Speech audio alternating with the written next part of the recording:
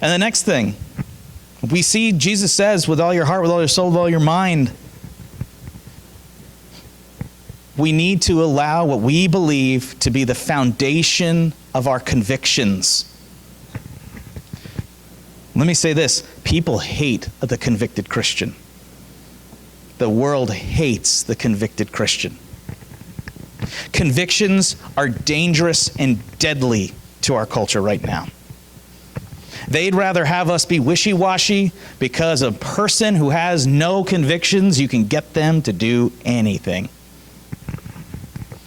Fun thing about the word, maybe you've heard this word, it's called traitor.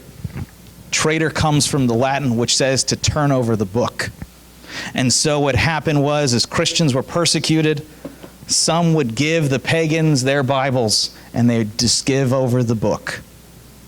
And so when you hear traitor, comes from the idea of surrendering your Bible to those that want to destroy it.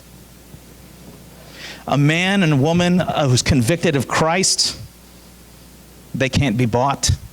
They can't be sold. They are the ones that the devil hates the most. You see, our friends define our affections, but our enemies define our convictions. When you love something accurately, you don't worry about other things. I've been reading about a couple biographies, and one of which I'm reading about Walt Disney. He made a cartoon that had skeletons dancing.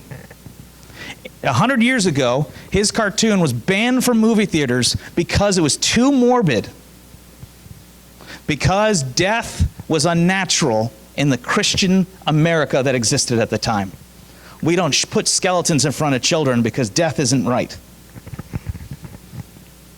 If you sound like, that's a little odd, things have moved in the wrong direction. Christians, we have to be a people of proper convictions.